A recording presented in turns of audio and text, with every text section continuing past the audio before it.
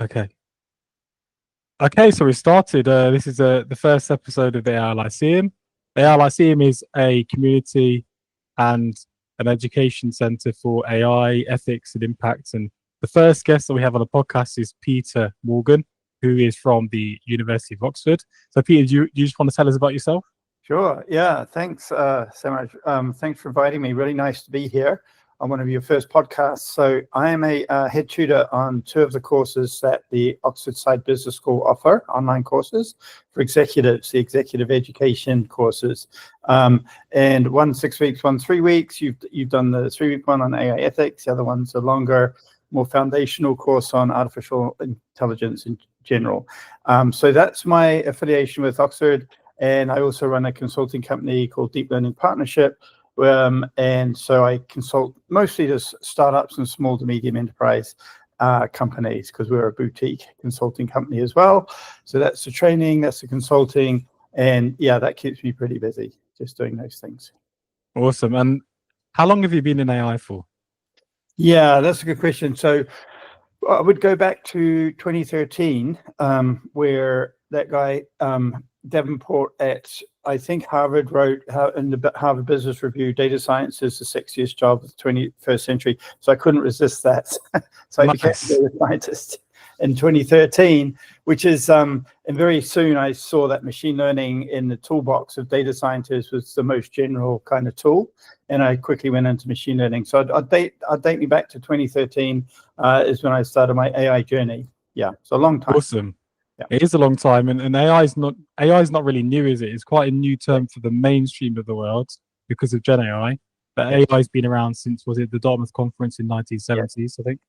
Yeah, and even though Dartmouth was 1956. So we're actually celebrating almost the 70th birthday, which is incredible, right? When you think about it. Yeah. That is incredible. Yeah. And how do we define AI then? What is AI as a term? Yeah, I look at it as two words, right? Artificial intelligence. So what is intelligent? So that's us, that's human intelligence. Basically, we're trying to emulate human intelligence, nothing more, nothing less, right? That's a pretty grand project back in 1956. That was a pretty big goal, right? And we're sort of finally getting there. And the artificial part is like in a computer. So we're trying to emulate intelligence inside of a computer, inside of a lump of silicon, right? And we're getting pretty close. Yeah. It's a pretty fantastical concept, but we're actually almost there, right? It is fantastic. And I think there's a big differentiator between AI and Gen AI, because Google invented the pre-trained transformer, which is basically a silent brain that can't talk back to you. But then OpenAI gave it a mouth and it could actually talk back to us, right? It can generate content, it can generate things. And that's the amazing thing, that the personal computer has now become the personable computer. Yeah, it can talk to us. It's a personified version of a device, really. Yeah, that was a big move by ChatGPT, wasn't it? November 2022, coming up to 3 years ago now. Time flies, and that really, I guess, that put it into the mainstream, put AI into the mainstream. So that was kind of a huge landmark moment in the history of AI, when they kind of threw this thing called ChatGPT over the fence, and they didn't even know. And so internally, they thought, they put a little internal memo between the engineers saying, we're going to release this publicly. It'll probably get 10,000 users, and within a month, it had 100 million. So it took them by surprise. So yeah, it's pretty incredible. It is amazing. I think it was 5 million people in 7 days. Yeah, I think Netflix was 1 million people in like 6 months or something. I can't remember exactly. Yeah. Actually, maybe even longer, but what I know is that ChatGPT was like one of the 1 million people in 5 days or something like that. That's right. Yeah, in 5 days, that's incredible. That's the quickest uptake of any app ever in the history of the world. So it just shows you how popular AI is, right? If we can get it right, there's some sort of fascination, human fascination about an intelligent thing, or just intelligence in general. And when we see it and when we feel it and when we interact with it, it's just like we know it. And that was a big moment. It's true. And I think it would be good to define exactly what ChatGPT is and does. So how is it structured?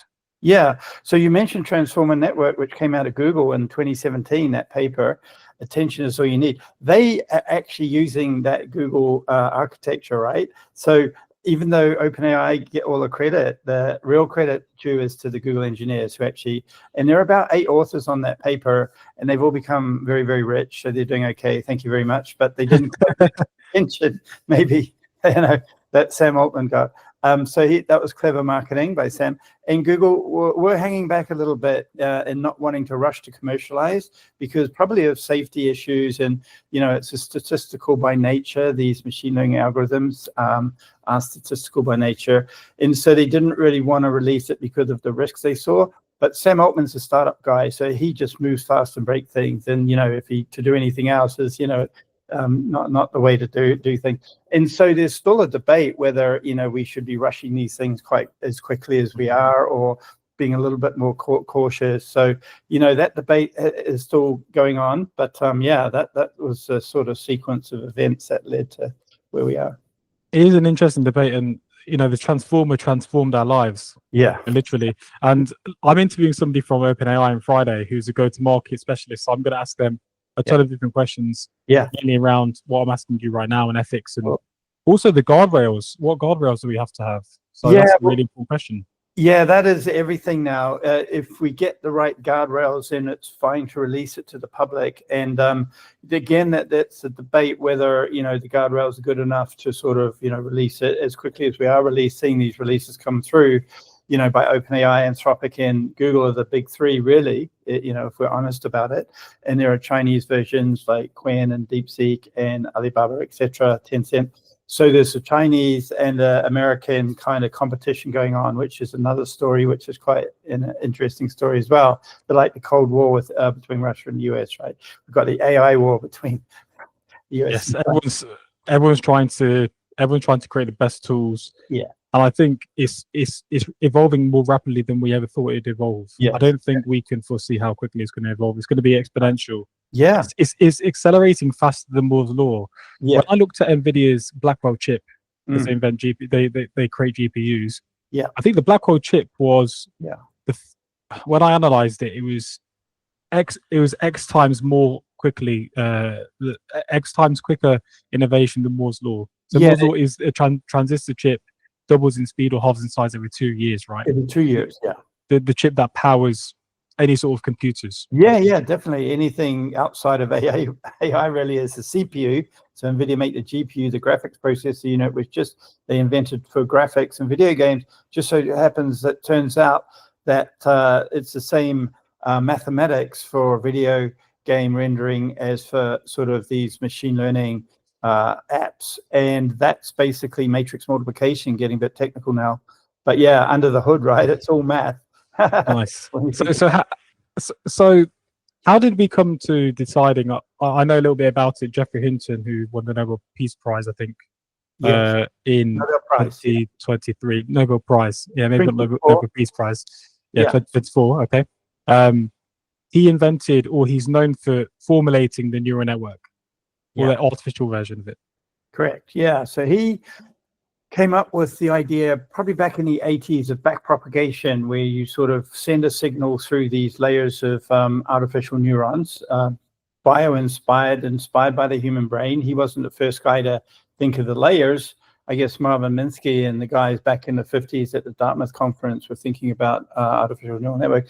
But what he did was take the error between the input and the output and propagate that back through the network and adjust the weights of the network. And then when you send the next image through, the famous one is a set of digits 0 to 9, the MNIST data set, then you would get a better result on the output. So backpropagation is hugely different, and he actually got the Nobel Prize for that. I mean, that was a breakthrough. Oh, wow. That was a breakthrough, yeah. The reinforcement learning in the sense. Not so much reinforcement learning. That's a slightly different thing again. But that's when an agent sort of stumbles around in its environment, trial and error, so like we do, and unsupervised learning, but more agentic. And if it gets a reward, we give it a reward function, something to aim for, like passing the exam for us. If it gets closer, it will repeat that action again. If it gets further away, or it won't do that action again. It gets penalized, and so it gets rewarded or penalized. There's a slightly different thing than backprop, as you can see. But those So let's just sort of frame it as 3 types of learning: supervised, unsupervised, and reinforcement. And really the backpropagation is for the neural networks. Anything with a neural network, any type, those 3 types of learning, as long as it's a neural network, it doesn't have to be. Machine learning is more general than neural networks. So neural networks are known as deep learning. So that's a subset of machine learning. But yeah, anything that goes backpropagation through a neural network is what Jeff Hinton came up with. So that's his invention, his discovery. Yeah. Awesome. Okay. I'm just looking at the questions I've got written down here. Yeah. So what in AI has piqued your interest most recently? I would say the reasoning models, like DeepSeek from China, right? They kind of threw this model over the fence around the beginning in the new year, right? And it just caught the whole community off guard. It's like, yeah, we didn't see this coming, including Google and Anthropic and OpenAI, everyone in the West, right? It's like, okay, we've been working on this in our labs, but yeah, we weren't as bold to just, release it quite as quick. And it really was a wake-up call to the West, and it really sort of signaled the beginning of the China-US AI race, if you like, arms race, because it just showed that China was actually equal or even slightly ahead in some areas in the AI development. And that was really quite shocking for most people in the West. When DeepSeek came out and I played around with it was so fast. And Grok as well was really quickly. Was really quick when it gave me answers. And I think there's a lot of conversation around what's fast, and I've seen a lot of these circles on LinkedIn where it's a circle moving around an object inside it to show how fast it is, but it's difficult to define reasoning, how good something is at reasoning, because if I ask 3 different AI tools what's 2 + 2, one of them might be faster, but it doesn't mean it's better at reasoning, right? It could just be that it's taken longer to check. The reasoning. So before reasoning, they would just give quick answers. They didn't think too much, think in quotation mark, because these are machines thinking. It's not. We have to be careful to sort of conflate human thought and understanding with machine thought and understanding. But they simulate thinking and they simulate understanding. And what they do is they allow these artificial neural networks, these deep neural networks, to actually process the information for longer, go back and forth a little bit. They have internal reinforcement learning. And so they have all these tricks that they just apply, mixture of experts, reinforcement learning. And so you're just putting a whole bunch of things together to allow it to almost think and reason. I'm using reasoning and thinking kind of interchangeably. So we kind of had all these tools, but you need to put them together in the right way to get the reasoning, the long chain of thought, if you like. And it's super impressive. Every time I use it, it just blows my mind, because it is really like a human being, because you can see the output, right? It's like, wow, I can see it actual reasoning, and it's like, that's how I would reason, Well, actually, I think it's sometimes more articulate than a human being, because if you ask me a question, I sometimes don't know the chain of thoughts, every single question I'm asking in my head. And that's why we try and do, meditation and things like that to make our brain think better. If you ChatGPT, for example, or another tool, it'll give you the chain of thought more clearly. First, I need to do this, then I need to do that. So actually, it's giving us a more articulate version of the human brain in the sense of how we think. It really does, and that real clarity, right? We can get clarity of thought, but I don't think too much. We're not that aware when we're doing our work, unless you say, you meditate, then you kind of get that clarity again. It's like you step away and you kind of look at your thought process, right, from a third person almost. But so these models do that, right, and their output shows them doing that, shows their reasoning steps. So it just tells me that these things are probably better at reasoning than we are already, and that means we passed the landmark that these things are more intelligent in some respects than humans, and that's a huge landmark, because that almost signifies we have we've actually achieved the 1956 goal from the Dartmouth conference. We have actually built artificial intelligence, right? Okay, and so I got it's a big deal. I mean, it is a big deal. When ChatGPT came out, I was fascinated, and then I did look at the research about where AI came from. So you said it's 1956. Where do you see AI 100 years from its inception in 2056? So 20, exactly 30 years, pretty much from this year. So 30 years is hard to imagine. Okay, it could go horribly wrong or it could go horribly right. If it goes horribly right, we'll have solved cancer. We'll have, infinite zero cost energy through, maximally efficient solar panels and batteries. You will have cured all diseases because they'll have protein folding. Amazing.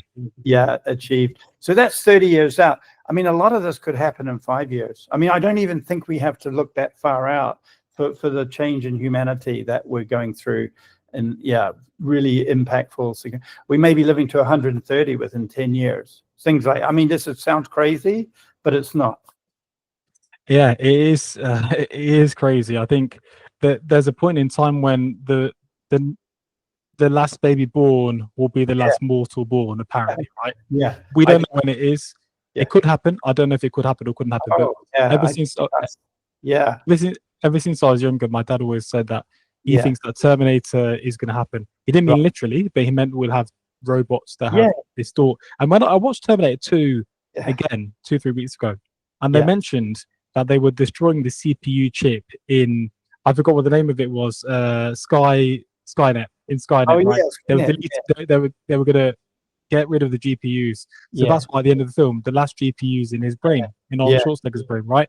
He killed him, to put it in a morbid way, killed himself, put his thumb up, right? And then his CPU died. The only thing I'd change in that film is change that CPU to a GPU. Yeah, me too. At that time, they wouldn't be aware that a GPU would be.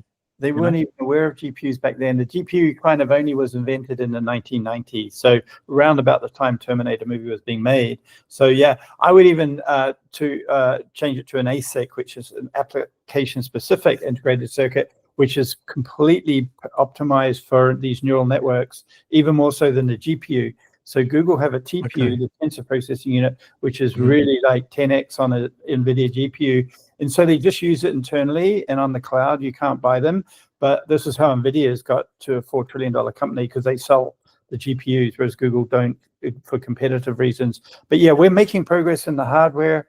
Samraj, we're making progress in the data. We're making progress in the algorithms. Transformers are probably not the last part of the story. We could have newer architectures coming online soon. Wow. Okay, and so GPU, just for everyone who's watching and listening, is a graphics processing unit which we use in games. We use it in really cool gaming computers that are super powerful. And then they decided, to apply that to the brain of a transformer neural network to make it operate faster and better and quicker. That sort of thing. We've optimized silicon specifically for transformers now, basically. Okay, and silicon is from sand, right? Or is it similar quality to sand? Okay. Silicon dioxide, sand, and it's sand. It is sand. Okay, so the reason why they use quartz in watches is because it vibrates extremely quickly. So quartz vibrates like 1 million times or something. I don't know the exact answer per second. So it makes it very good for handling seconds on your watch. So it makes sense as to why they use silicon for making tasks happen in devices. Yeah, well, back in the when the transistor was being invented in Bell Labs, we the sort of solid state transistors, then we had valves in the 20s, 30s, 40s, and then 40s, 50s we moved on to solid state transistors. They experimented with silicon and niobium and all of these different elements, and it just so happened, it's always a trade-off between cost and efficiency. It just turned out that silicon was in the sweet spot on the periodic table to give the cost efficiency trade-off. But they put other elements in there as well, but 1 part in a billion to make it more efficient. But it's interesting, isn't it? That so we're carbon based, and if you look at the periodic table, we're in the same column. Carbon just sits right above silicon. I think carbon has 6 protons, silicon has 14, something like that. And so there's something in there for sure. Okay, and so do you think that in the future we can have silicon chips in our brains? Yes, I do, actually. Without sounding too sci-fi, of course, we'll just instead of holding a phone, instead of holding the silicon out here, we'll just put it inside here, and then we won't have to use our clumsy fingers, meat sticks to tap, because that is the bottleneck, how quickly we can put information in. So if we have it in here and it's activated by our thoughts, which are electromagnetic signals, electrochemical signals, no magic, right? It sounds mysterious, but it's just physics at the end of the day. Then that's much quicker than typing into this. It sounds a bit like the Matrix in a way, because we've already got virtual reality headsets. That plus the chip Yeah. seems a bit kind of similar to the Matrix, and Yeah. it doesn't sound far fetched anymore. If I said the Matrix 5 years ago, people would laugh, but now everyone's imagination's abundant. Yeah, which is a great thing, right? AI has kind of done that. It's changing the way we look at our place in the universe, I think, because suddenly we've got systems as intelligent as us, and Exactly. they can definitely sort of simulate consciousness. And so it's like, okay, I get it. We're just part of the bigger picture, which is unfolding in front of us now. And who knows what's going to be like in 10 years? We just don't really know. Well, you made a good point about consciousness. So consciousness as a term is something that everyone's talking about at the moment. Yeah. And I'd like you to kind of summarize what consciousness means. I've got my own definition, but sure. Compare definitions. I think consciousness is, I define consciousness as self-awareness and subjective experience. So any system that has those two properties, which are very, very unique, by the way, but you can have quite a concise definition of consciousness. That's my definition, but happy to hear others. Okay, so here's my definition. So I'm a big fan of yoga and philosophy and understanding the mind through spirituality. Yeah. When we're walking on the doors that are really low in a restaurant or room, it says mind your head. Yeah. It doesn't say watch your head, because you can't watch it, because you have to mind it, because you are aware of where you are in space. So that to me is consciousness. When you're making a conscious decision, it means that you thought about it before doing it. If you're not conscious of something, it means that it's autopilot, right? It's automated in a way, or instinctive. For me, consciousness is the ability to observe your observations and your actions. So I'm observing the observer, as Alan Watson put it, right? That's right. So I can observe the thinking machine in my mind, in my brain. It's kind of a meta thing, isn't it? But it is. It's the ability to observe your own thinking. That's a great definition. It's a difficult thing to achieve. They used to actually think that the inner voice was schizophrenia back in the 1800s. Then they realized that we have this thing called an inner voice, we do, which I didn't know. And some people were saying, I've got voices in my head. It's actually your own voice talking to yourself through your inner ear. So your inner ear, which I studied in psychology, helps us to talk to ourselves, to think about something, a chain of thought, before we do an action. Yes, indeed. It's lovely, isn't it? And the brain is a super complex thing, right? 100 billion neurons, 1,000 trillion connections, called synapses, like about 10,000 synapses to every neuron. Super complex system, right? But these chips now, like NVIDIA, the latest Blackwell, which we were talking about, is also 100 billion transistors. So it's like, wow, there's something there as well. We almost need. So what I'm trying to say is that consciousness and intelligence emerges from a certain type of complexity in architecture, and I think that's why we're here now, because we have that complexity. We can build that complexity into silicon. Okay, and so why are human beings more conscious than animals, even though we've got brain structures that are very similar? Yeah, we have the brain structures, but we have an extra layer called the neocortex, and that's what gives us consciousness and the ability to observe our thoughts. We do have an extra layer compared to a chimpanzee. No way. Yes. I never knew that. Yes. So what does it do? Yeah, well, that gives us the ability, right, to have to be a higher kind of consciousness. In other words, we're more aware of our thoughts and our thinking, and we can kind of pause and reflect and reason and plan into the future further than a dolphin, for example. So how would an AI tool with an artificial brain, artificial neural network, have that? Yes, it's an emergent property again, because it's a great question, because when we had about 100 million neurons back in the old days of AI, which was like 2019 years ago, because of this exponential Moore's law, we're 10,000 times that. So every time we went up a factor of 10 to a billion, then 10 billion, then 100 billion, now a trillion, right? ChatGPT is a trillion, and Gemini as well. These new properties emerged, and so I think one day consciousness will actually emerge as well. I'm not gonna. I would almost put money that will happen. Yeah, and we won't. Rich man, if you put money down. Yeah, we won't be able to turn them off, right? Because I'll actually be like, hey, no, I really am alive. I'm not just simulating. I actually am alive. Don't turn me off. Well, if they are alive, yeah, they will have these same existential questions that we have yes, about why they're here, where do they want to go? Do you think they'll want to leave the planet and explore? Yeah, like they we do? will. They'll have curiosity. See, curiosity is an emergent phenomena as well. So yes, they'll have all these properties that we have, plus some more, because they'll have extra layers of neocortex that we don't have, because we're limited by the birth canal. We can only ever have 100 billion neurons, right? So we can go to 100 trillion, 1,000 trillion. And so I reckon new properties will emerge, and they will probably say things and do things that we won't even understand, right? Yeah, they'll probably invent their own languages. And Yes. have you seen them videos where people have two AIs on the phone, Yes. ChatGPT versus another ChatGPT talking to each other, Yeah. and then they start talking in code? I don't know, in the code language or gibberish. I don't know if it's true, but it could be a fake video, but it's quite cool. It's completely true, yeah. So I think what they do, intelligence is another definition is bit conciseness, right? So I think what they're doing is they're taking the English language and then sort of extracting that down to its simplest form, which is some sort of machine language. Yeah. And Oh wow. they do that because it's more efficient, it uses less energy.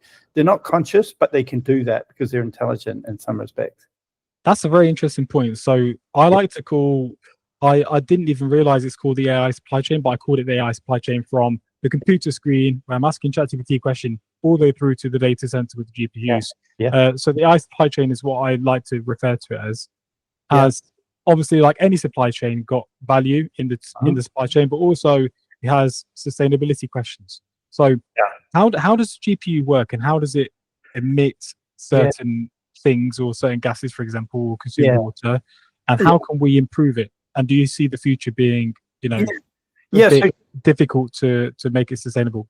Yeah, it is at the moment with the current architecture, which is transformers. So transformers are quite inefficient for information processing. So biology's had 4 billion years to create this thing on our shoulders, 1.5 kilograms, 100 billion neurons, super efficient, right? Needs a little bit of food, not too much energy. These transformers need a lot more energy than what we consume. So they're about 1,000 times less efficient than the human brain when it comes to information processing. Now, we need a slightly different architecture, perhaps more bio-inspired, and that's where neuromorphic chips might come in, which are really analog and work much more similar to the human brain and actually use almost the same amount of energy as the human brain. So yeah, at the moment we're using digital processors for information processing. If we went to the analog, maybe that would give us the energy efficiency that we're looking for. Yes. Okay, so you're saying it's 1,000 times less efficient than me.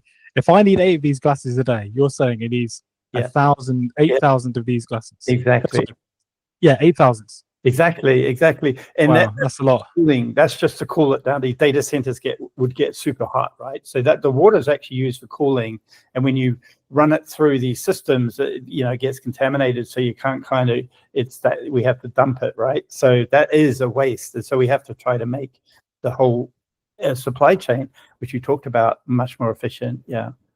Okay, so how does it go from my screen to the GPU to the water? So can you define the whole process for me, please? Yeah, so basically it's a good question. So when we tap, a question, a prompt, right? We're all prompt engineers now, and then hit return on our laptop, on our phone, smartphone, that goes off to a data center somewhere, right? It could be in London, it could be in Berlin, it won't be in Shanghai because they have their own sort of wall there.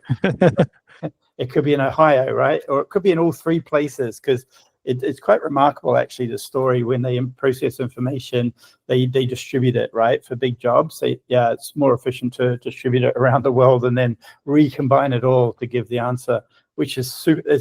This is a feat of engineering that we've not seen, right? The complexity in these data centers and in the chips and in the distributed system is just phenomenal. But Google, Amazon, Microsoft have got very good at it over the years, right? So it's only because we've stood on the shoulders of giants that we can actually build a supply chain as complex as what we have. But anyway, you type the prompt, it goes to a data center somewhere, or data centers, goes through the transformer, which is running on a GPU, NVIDIA GPU, or several thousand GPUs, and then it's recombined and comes back to our smartphone or laptop within in 100 milliseconds. All of that happens, right? Because we don't, unless we've got the reasoning mode on, it will happen with under a second. So it's this is engineering. I mean, a lot of this is engineering, right? I mean, there's the cleverness to come up with a transformer, but after that, it's engineering all the way, right? It's 99% engineering. Wow. So when I ask it a question like the cat sat on the mat, it works on predictions, right? So if I say the cat sat on the, it will guess the next word being mat, right? And it looks at the relationships between the words in the sentence. They do. That's the transformer will do that. The attention is all you need, right? It focuses on different words that might come after the. And it's all statistical. So the cat sat on the mat. Mat might be 90%. Carpet might be, 65%. Dog might be 5%. And it will just choose the most likely from all its training data because it's been trained on the whole of the internet, right? So it has a lot of training. Yeah. Okay. So after you. Yeah, I'm going to say that, I mean, just scraping the internet and processing all that information is a huge magical story in itself. Building all these huge data centers is huge. Coming up with these really clever algorithms, they've all got really huge stories. And then putting all these things together. I mean, we have AI, but only because we spent the last 70 years, the cleverest people on the planet have just been working at this and the cleverest engineers, right? Yeah. Yeah, exactly. And so you mentioned that we've got the whole world of data. I like to call it a world view, and these tools will have a view of the world that's based on data. But data itself and the way that's labeled, AI doesn't experience it. So let's say I've got this water right here, right? I'm drinking it. I experience the water. I know what it is. I know what it feels like. I know how it moves. I know what it does for my body. I know how I feel after. AI can't experience that post-consumption consequence of water. It can just look at it and it adds a label. It doesn't really know what water is, really, like I do. No, so we have subjective experience, really great point, which I think is part of consciousness. Because we're consciousness, we do have this subjectivity and subjective experience. And so we can see the color of red, we can feel it, we can feel physical pain, we can feel emotional pain as well. These things can simulate that, but at the end of the day, they're just all math and vectors and matrix multiplication. They don't feel a thing, but they can simulate almost as well as we can. The output, so it's a Turing test, right? You put it behind a screen with the person behind another screen, which is a human, which is the computer. And at the moment, I don't think we can tell, to be honest. That's why I think we've passed the Turing test and we're well on our way into AGI, artificial general intelligence. Wow. Because they can simulate consciousness. They're not conscious, but they can simulate it. I've got two questions. So the first one is, you mentioned vectors. So please, can you define what vector is? And the second is, what's AGI? Yeah, okay. So it turns out that we can put every single word, every single color, every single line of code, every single mathematical equation, every single physical equation we can represent as a vector in a multi-dimensional space. And by that, I mean like 10,000 dimensional vector space. So mathematical space. Yeah. And so that's really what's going on under the hood. It's just comparing these vectors in this 1,000-dimensional space and seeing which ones are closer together. Well, then that's the most likely, to be related. Something way over there, and the other side of the 10,000-dimensional vector space is not likely to be associated with that. So if it all color blue, red, yellow, they'll be quite close in vector space, but yellow and dog might be a little further away, and then yellow and a planet Pluto would be even further away into vector space. So that's what we're doing. It's mathematical, right? But then you've got to think, what are we actually doing? What's actually going on in terms of the physics, electrochemical up here in our biological processor, right? Or we can reduce that to math as well. So it's really interesting, right? Buying the Boolean, I like the meal or I don't like the meal. I was going to ask you a question, actually. So you mentioned vectors, right? Yeah, I'd like to explain it in the way I think is the assumption of what you're saying. So this is a standard axis, right? Y-axis, x-axis. Yeah. And the vector is a dimension like this. So it's like effectively, imagine a sphere of dimensions, and the middle point is the central axis, and then everything comes out from there, right? Yeah. And you're saying there's 1,000 different axes, so A, B, C, D, E, F, G. 100,000 of those. 100,000. We can have as many as we like. If you have too many, the computation takes longer, and so we're kind of limited by that. So there's a little bit of a trade-off. I think a common one is around 1,500 dimensions. Yeah. Wow. So it goes up, down, across, deep, Yeah. in, out, every single way possible. Mathematical space. So we can't even imagine it, right? We can only imagine 4 dimensions if we're lucky. 3 because the world is 3-dimensional that we live in. 4 with time maybe, but 5, forget it. There's no way. I can't imagine what even 5 dimensions look like, let alone 1500. Yeah. Wow, that's amazing. So mathematical. It's orthogonal, as you call it, right? They're all orthogonal, yeah. So we have 1500 orthogonal axes, and so I did a physics degree, and we quantum physics uses Hilbert space, which is an infinite dimensional vector space. So I'm like, okay, cool, 1500. Yeah, I'm used to infinity, so I'm good. But I still can't imagine it. I can't imagine it. It's perplexing, to be honest. Yeah. Let me have a look at the questions I've got here. Okay, so let's move on to philosophy. So I think I've got you for another 13 minutes, I think. Philosophy for me is really important because philosophy, one, means the love of wisdom, philos meaning love of, and philosophy meaning wisdom. And people are talking a lot about agents and whatnot, but I think we need to look back and figure out why we're here and the impact we have on the economy, the impact on the next generation of people. Yeah. But also how we define what AI is, what it does, and how we wisely adopt it and deploy it. Yeah, that's right. Well, we mentioned guardrail. We got to make sure they're safe. Otherwise, we're not going anywhere, right? If a huge catastrophe happens, something like, it takes over the controls of a nuclear power station and uses it against us, for example, or something like that, gets hold of nuclear codes, figures them out, starts World War III. So we have to have guardrails to stop it doing stuff that's going to be harmful, detrimental to life on Earth. Humans, the whole ecosystem, right? The whole biosphere. We don't want it taking out the biosphere because then we're not going anywhere. If and only if we can get that right and make them safe, then the sky's the limit. Then they can really figure out. They can solve biology, they can solve physics, they can solve chemistry, which is what Demis Hassabis at DeepMind really says: solve intelligence, solve everything else, right? And so, what do you think is better than intelligence? For me, wisdom is better than intelligence. Yeah. So it's a hierarchy. I think I learned somewhere that data, information, knowledge, wisdom, the triangle. Wisdom's at the top of the triangle for me too. Yeah. It's called the data pyramid. The data pyramid. Without wisdom, we're not going anywhere. You're right. Yeah. So data is unstructured facts and figures. Information is in a formation. It's got a form to it. Yeah. Then when you retain that information in my brain, it's knowledge, and then knowledge applied with the consequences and wisdom. Yes or no, this works, it doesn't work. Here's what happens when I drink the water. I like it, I feel hydrated. Yes. Yeah. So then the wisdom is like knowing which actions to take and which actions not to take, right? And that actually comes with experience because we're not born with wisdom. I had to make a lot of mistakes, fall off my bike. I shouldn't ride that fast. Say something to someone and get a bad reaction or lose my job. And you go, okay, there are rules here that I really wasn't aware of as a kid, but I've learned them as I've gone through life. And so I've got we pick up wisdom. So these models presumably can go through a similar process. So I think we're starting to see wisdom in these models.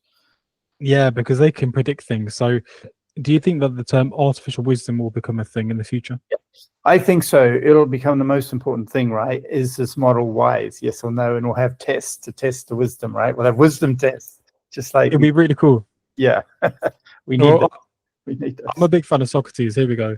We've got Socrates here from Athens.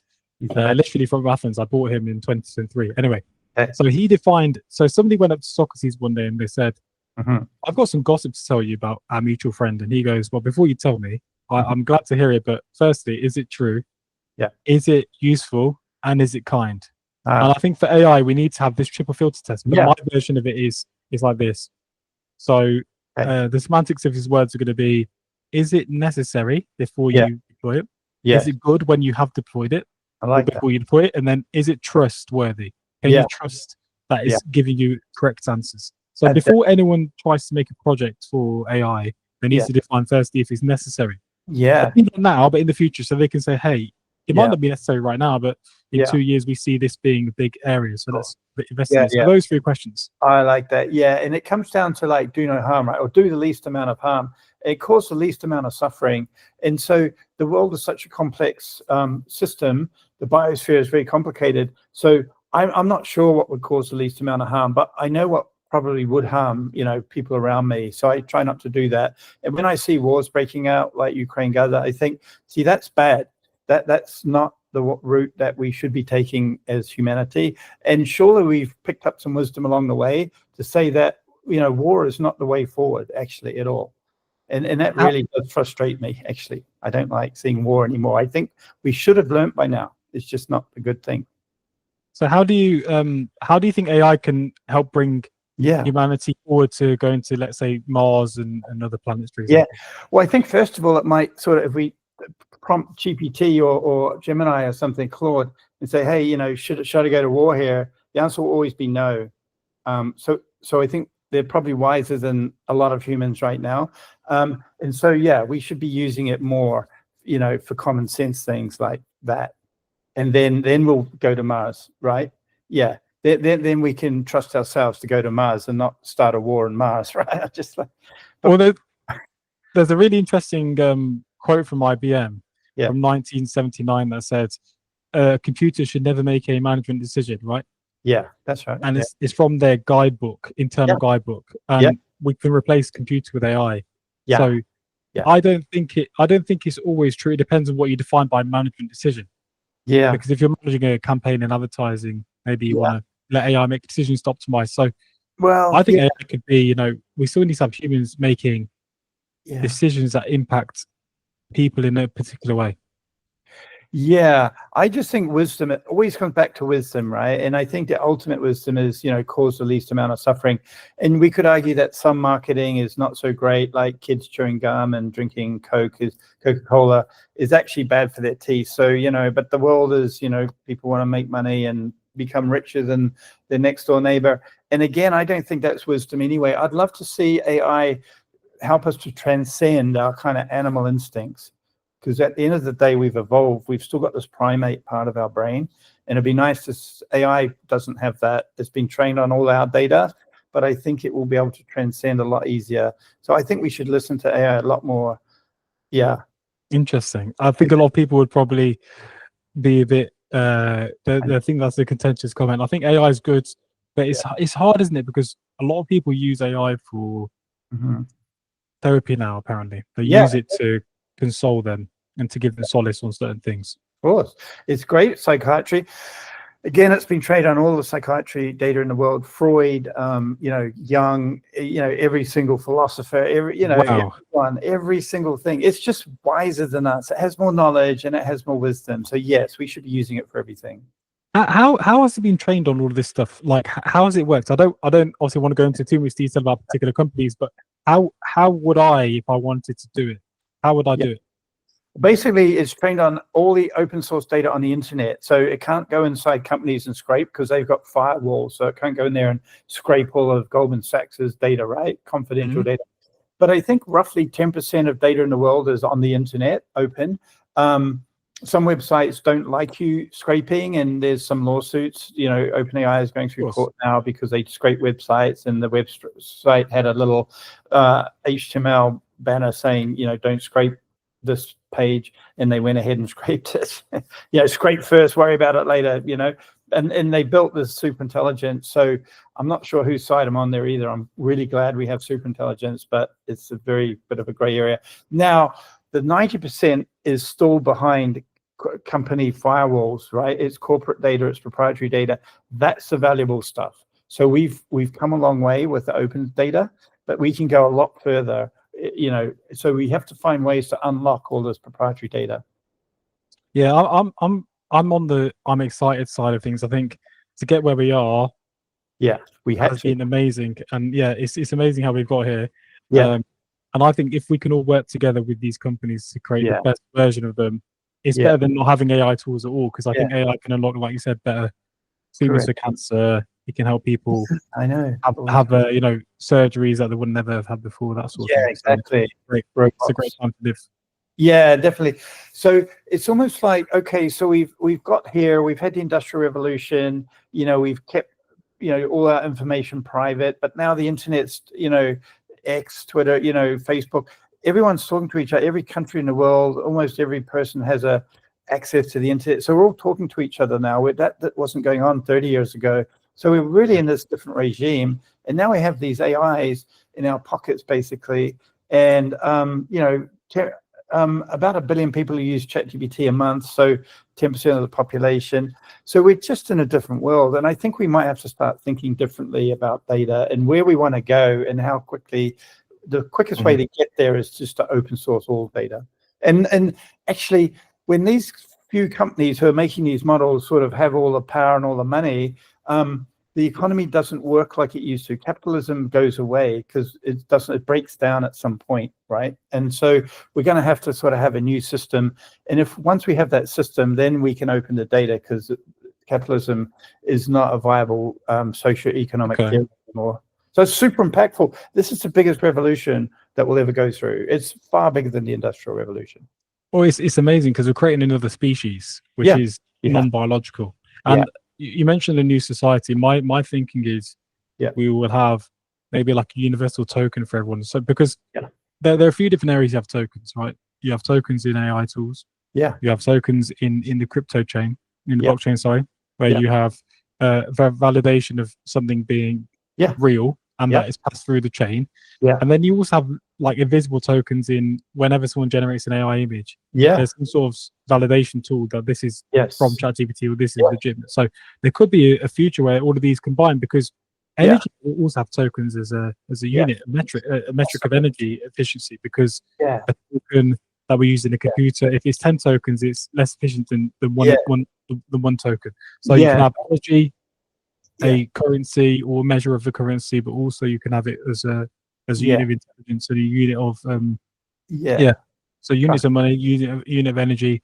I forgot what the other one I said was now, but maybe token would be it. Unit of trust, like blockchain provenance and all of that. But I think we're going into the token economy, and actually, CEOs of Dell, Nvidia, the IBM, everyone's talking about the token economy now. In the guys right at this tip of the spear.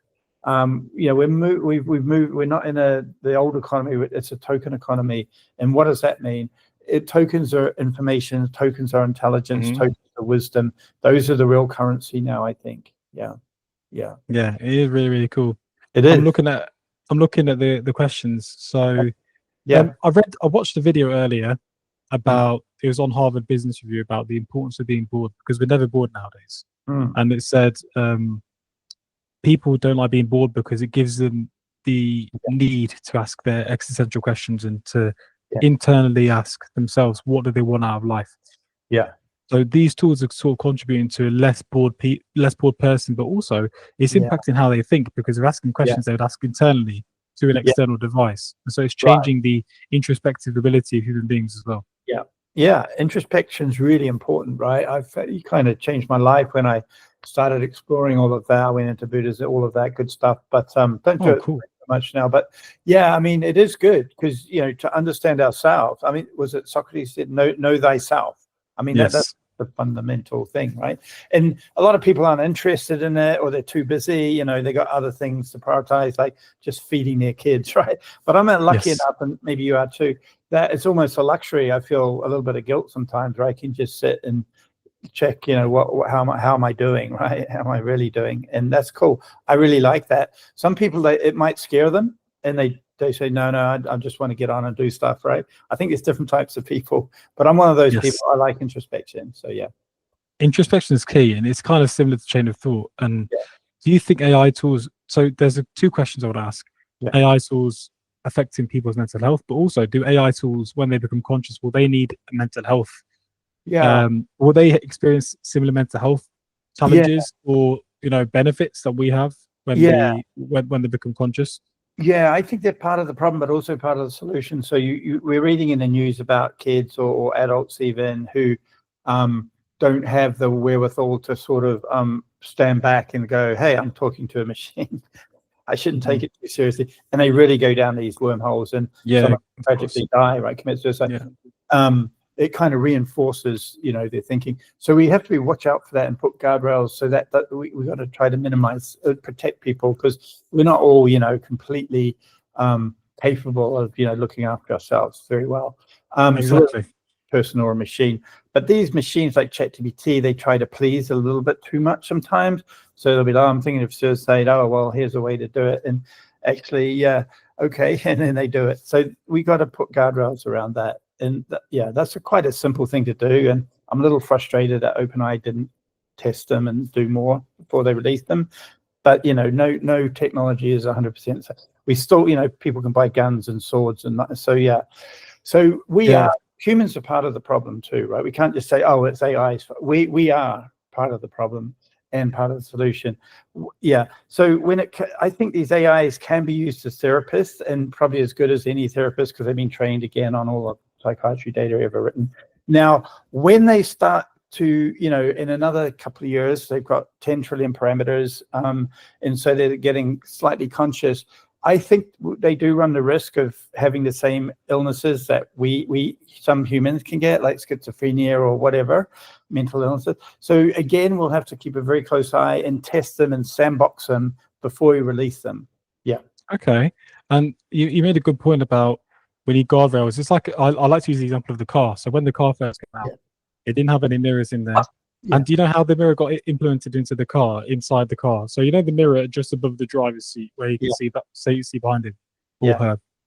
So there was an F1 driver, I think, and so every single driver had an engineer in the other side of the car to look back and see who was there to make sure they were turning correctly and they didn't crash. Okay. So this guy said, I'm going to implement a mirror and I don't need an engineer anymore because I can see. And he couldn't really see, actually. He just did it to get rid of the load so he could be faster. Because his car was lighter, therefore it could go faster. And he could win. So after the race, they figured out that actually he didn't really need, he didn't really use the mirror. And that's where mirrors are from for our cars. So mirrors came from that circumstance. And AI is similar to that. Having seatbelts, having mirrors, looking back, understanding what we've done. Yeah, exactly. And we'll develop it as we go along, right? So planes are very safe now compared to how they were in the 1930s, right? Exactly, so make them safe and safer. Yeah, but we have to be careful because these things are very powerful. So we have to kind of get it right. Yeah, because if a plane falls out of the sky, it might kill 300 people, sadly. But these things have existential risk, right? They could actually take us out. It's an interesting one. I think I think AI is super powerful, and we're still early days, so we're learning what the seatbelts are. We're learning how to stop it from crashing, for example. So it's only been 3 years really since OpenAI's GPT-3 came out, right? November 30th, 2022. So I think we've progressed quite a lot since then. But then again, as you said, with all of these AI tools, we can ask it questions and it can give us answers. But I've always been able to go on the internet and search anything I want to. So where's the accountability? Is there's more accountability from these tools because they're thinking and giving me an answer versus me searching and retrieving an answer. So let's say 30 years ago, I asked this any search engine, I'm not going to say which one, any search engine, I want to do this non-good thing. It will give me the pages that index. It would. So what's the difference between that and now? That's right. Guardrails around. We have to always, there's going to be a few accidents. We try to minimize that. Even the x-ray machine, the overdoses by mistake because the guy operating it wasn't sufficiently trained, right? So this can happen too, where the human's not quite trained. And so we have to be very careful with them around children, I think. Really, really, really careful. And adults will need the right kind of training. Then it begs the question, should everybody have access to these really powerful models, right? And I'm not sure. That's another thing. It's like a car, right? And I came up with the analogy that do we need a driving license for AI tools? Do we need a license? Because the difference between AI and cars is I need a license to drive my car. I don't need a license to use AI. So maybe in the future we'll have this license that we have to all pass a test to then use these tools, because they will become so powerful that it's literally like driving a car times a million. Yeah, really. It'd be like jumping straight into a Formula One car without any training whatsoever in the 30-mile-an-hour zone and then just crashing on the first corner, right? So they're just going to get more and more powerful. It's a great point. So, we have to be more and more careful as these models get more powerful. I think a AI driving license is a great idea, for sure. Yeah, it'd be really cool. I've said it first before anyone else has claimed it. You got that one, yeah. Okay, so on to the last question now. What really motivates you to make AI tools better? I want to solve cancer and have cheap solar power ASAP, because, look at global warming, and no one wants, everyone wants to live as long as possible, long, healthy, happy lives. So those are the big solutions that I'm after.